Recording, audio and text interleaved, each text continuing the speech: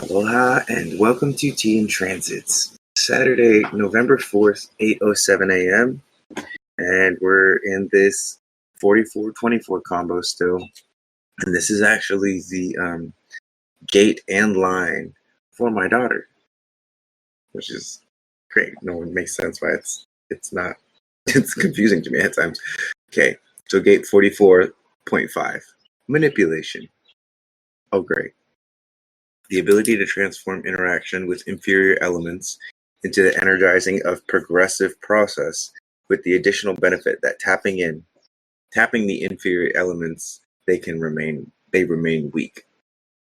Where the instinctive recognition of the pattern leads to the possible manipulation of others. And this is the exaltation, which it's interesting because I love how human design will sometimes use a word like manipulation in a relatively positive context. The detriment here is the tendency in this form of manipulation to become abusive and degenerate to their level. The possibility that instinctive recognition of the patterns could lead to the abuse of others. So manipulation isn't always necessarily abuse. With the awareness, right? With the awareness of Gate 44 and the possibility of something to either be able to transform or not transform, because again, we're looking at the spleen and its ability to determine the vitality of something. We have the possibility of universalizing that and manipulating others as a way of tapping the inferior elements, or we have the abuse of others, right? It's a very fine line in that sense, I would say. But also important to understand that manipulation isn't always necessarily a bad thing. Like, if you think about how we are manipulating our consciousness and our decisions so that they're more congruent with human design, that in itself could be seen as a manipulation. But in the same way that an artist will manipulate a canvas or a brush, again, positive things can come out of it. It's what is the intention of it. And same thing with 44, like the spleen, often I say, like, it uses fear to alert us to danger, but sometimes it uses fear to alert us to not danger. It's not actually alerting us to any danger. And so there's something important to be noted about the spleen's capacity to, and the mind's capacity to hijack the spleen and keep us in cycles of fear, as opposed to actual cycles of awareness of danger. So, where the instinctive recognition of the patterns leads to possible manipulation of others. So manipulation for the highest and best good, and then of course manipulation and the recognition of patterns that leads to the abuse of others. I'm trying to think of a scenario, maybe some situations where it's like, oh, in nature, the water runs out around this time of year. And so let's send all these people on vacation so we can collect all the water. That would be a negative or agendified manipulation. All right, let's move to 24, shall we? What was this?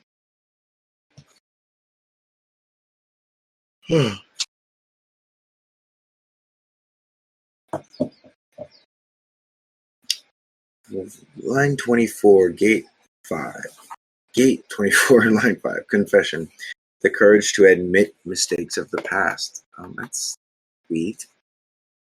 I'm thinking about this through the lens of my daughter because this is her. These are her gates. The courage to admit mistakes of the past. The practical value of starting with a clean slate, symbolized by the new moon. Rational correction that opens up the way to new possibilities. Detriment is the tendency to try to minimize past mistakes through rationalization, turning confession into justification, irrational justification of past mistakes. This would make sense that my daughter has this gate, because one thing that I used to do with my brother a lot was I would say something and he would come back and like tell me how it made him feel.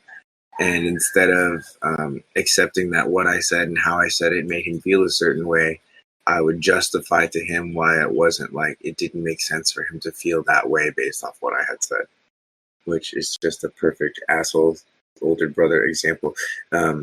Unwillingness to accept the impact with the attempt to minimize the past mistakes.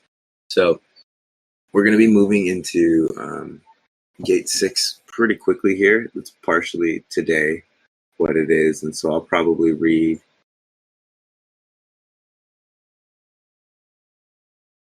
what we got going on today. Yeah, because it happens in like a couple hours. So I'll go back and read line 6 as well. Cool. All right, let's go back to gate 44. So line 6, so this is coming in a couple hours. What's up, Prana? I'm reading my baby's birthday transits, which is really fun. We're still in the 5th line, but we're going to go into the 6th. So line 6 is aloofness, which is a perfected renewal in which the establishment of a new form ensures one to the condemnation of the rejected. The awareness of pattern which ensures one's instinctive well-being. So awareness of patterns which solidifies the ability to condemn the rejected patterns. Intolerance and arrogance for lesser morals. The awareness of patterns which can bolster the ego at the expense of the well-being of others. So again, this is part of channeling the tribal circuitry, which is all about like mating and like building civilization, right? And so anytime that these ones are misaligned, right, it's because they're at the expense of the well-being of others rather than at the service and behest of the well-being of others. It's an aloofness, like aloofness being like, I guess, kind of like playing it cool. A perfected renewal in which the establishment of a new form ensures one the condemnation of the rejected. This reminds me of a quote that says, like, you don't change reality by resisting the reality. You just make a new reality that makes the old reality obsolete. And that's, pretty relevant for human design, because it's not like we are, how you say, condemning our old selves so much as we are establishing a new form. And that form itself, in a way, not condemning is not the right word. There's a lot of shame in that word, but condemning in the sense that it invalidates the old way of being, right? Like if you were living as a projector in a state of constant response, or a generator in a state of constant initiation, right? That's your old way of being. The new way of being that you would establish with human design would be following your strategy and authority through that existence, and that establishment of that new way of being is going to be the thing that condemns the old way of being. So it's no longer this me, the observer, saying the old me is wrong. It's just the new pattern being so efficient and so useful that in and of itself it's an objective condemning, rather than me condemning myself. It's my new way condemning the old self, purely based off of like utility and results and congruency and alignment. Because again, don't take my word for it. Don't take Prana's word for it. Maybe take Prana's word for it. He's a lot smarter than I am. But experiment with this stuff, right? So important. The wind is back. The wind was not here for a while. It was very hot and stale. All right, so let's move to gate 24. Line 6 is the gift horse. It's the possibility of being deaf when opportunity knocks. Oh. The conscious participation in a process that prepares one for easy identification of opportunity, identification and focus within the rational thought process. Detriment is an innate suspicion which leads inevitably to lost opportunities, often irrational suspicion that distorts the focus and can lead to missed opportunities. So opportunities, the ability to identify and focus on them, or irrational suspicion.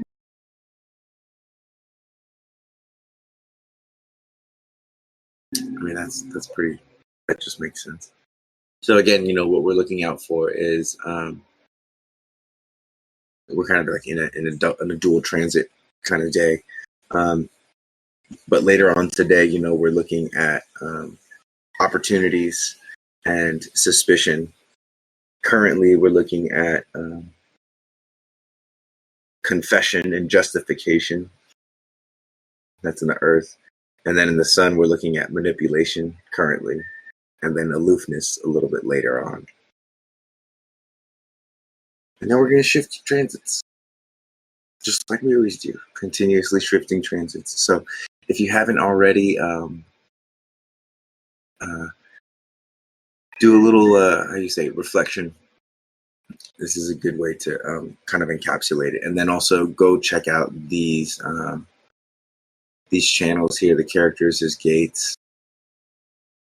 I'll copy and post them in here.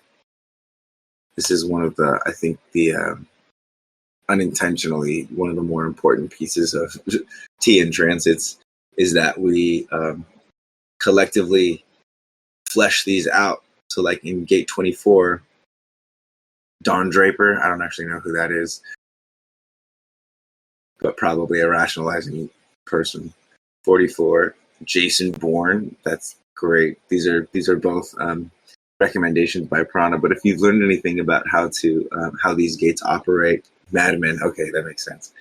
If you've learned anything about how these gates operate, and you think of a character, right? You think of a character that displays that quality well. Find a GIF of them or find a picture and put them in that form there. And because again, this is one of my excitements about human design is that we can kind of transcend the texts of it and start actually to see the behavior both in pop culture and just pictures. You can even put pictures of people that you know in your life if you want to.